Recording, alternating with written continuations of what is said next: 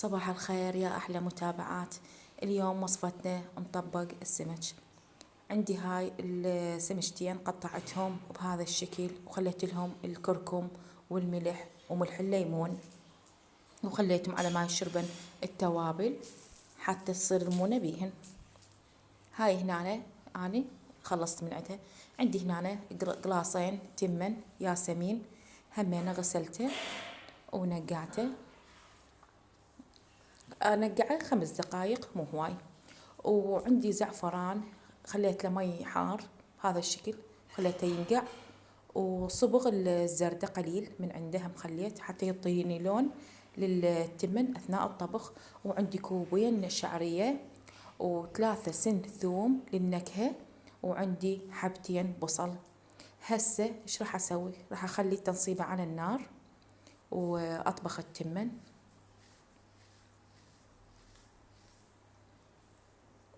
تابعوني. هسه خليت التنصيبة على النار وراح اضيف عندي حبتين هيل و3 حبات قرنفل عندي. وراح اضيف الملح. وطبعا انا اصور بايد وحدة ووحدة اشتغل بيها لانه ما مثبتة الجهاز، فلانه كل ساعة عندي شغلة اتنقل فما اقدر اثبته. المهم هسه بعد ما كملت التنصيبة راح يفور المي عندي هنا. واول ما يفور راح اضيف التمن.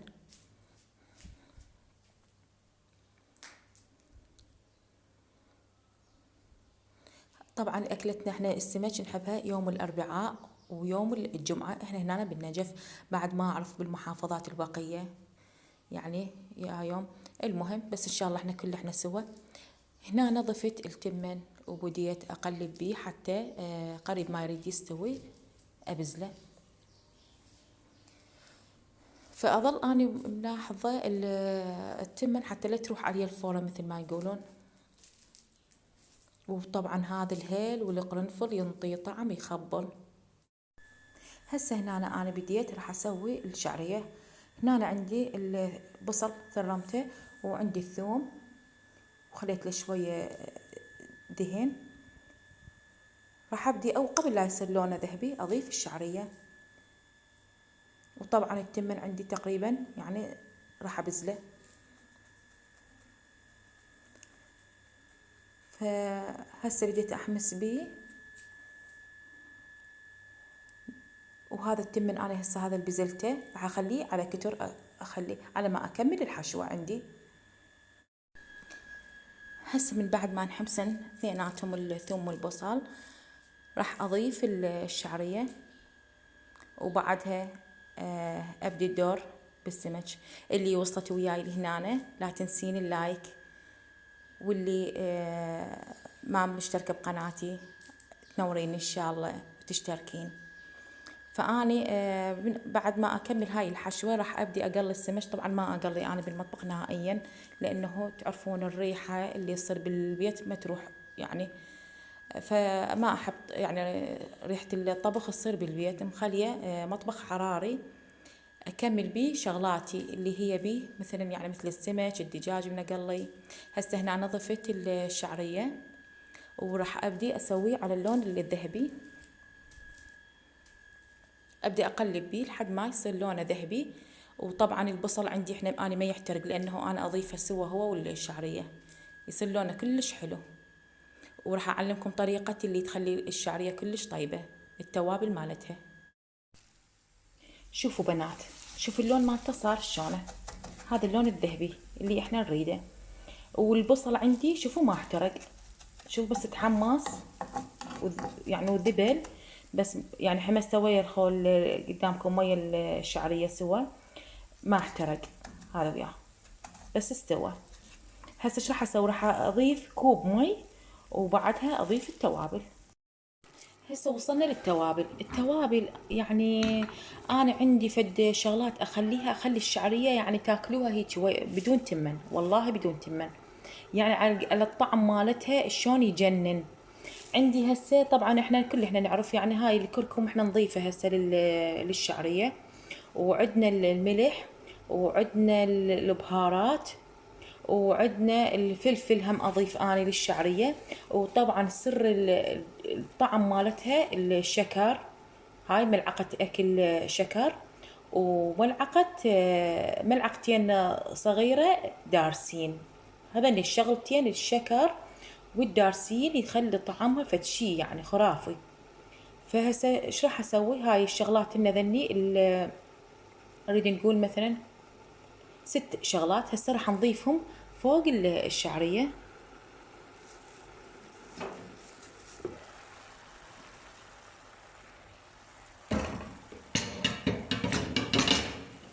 وبعدها ننصيها ونخليها، بسم الله الرحمن الرحيم، ننصيها ونخليها تتهدر عندنا الشعرية. يعني هذا الشكر والدارسين ينطيها طعم يجنن والله. كل اللي ياكل الشعرية الحشوة مالت التمن يعني طعم يعني. جربوها ان شاء الله، جربوها وتندعوا لي. هسه هاي تقريبا هسه عندي الان الشعرية هاي يريد لها تهدير بعد.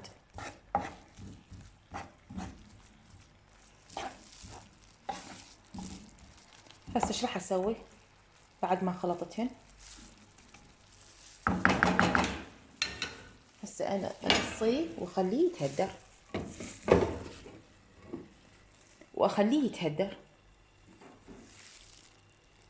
وبين ما خليت الشعرية على النار ونصيت النار، عندي هذا هنا السمك راح اقليه، راح ارش له طحين خفيف، رشات خفيفة.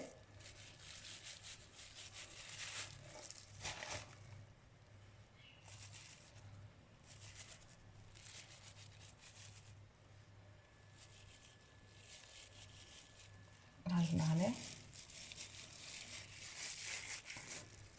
حتى ما يلزق بالطاوة. وراح اطلع اقليه بالمطبخ الثاني. هسه هنا كملنا احنا السمك، هسه راح نبدا نطبقه.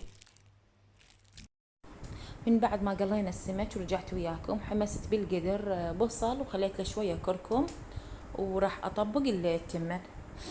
راح اسوي على شكل طبقات. هاي اول طبقه اخلي نص من التمن وافرشه، واخلي عليه الشعريه. وطبعا همينه ادير عليه الزعفران حتى يعطينا اللون الاصفر. هاي الشعريه راح انثرها داير مداير التمن. طبعا يعني اكله كلش طيبه ويا ريت تجربوها. واخلي هاي القطع مالت السمك تعطي المونه هذا للتمن، يعني يصير كله طعمه بدهن السمك كلش طيب يصير التمن. وعندي هنا نومي بصله مطحون راح اضيف عليها همين يعطينا حموضه.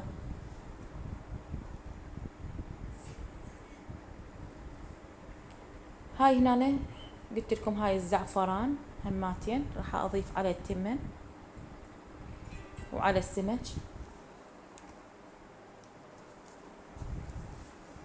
بقى عندي قسم من التمن هسه راح اديره فوق السمك البقيه. هذا كله هسه كملناه. يعني احنا عادة كنا نسوي تمن احمر ويا السمك، ودائما هي كل العالم، بس حبينا هالمرة نغير، بدل ما نسوي تمن احمر راح نسوي تمن اصفر وشعرية. هاي بقية الشعرية كلها هاي ضفتها على التمن. وهم راح اضيف عندي النوم وبصل المطحون وبقية السمك. بنات لا تنسن اللايك امانة، يعني اللايك كلش شوية يرفع من الفيديو.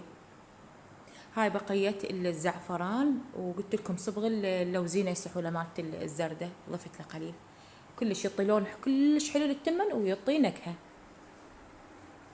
ما راح اقلبه على مود لا يصير كله يعني يعجين ويصير كله لونه يعني اصفر. راح اخليه اريده نص ونص، نص ابيض ونص اصفر التمن.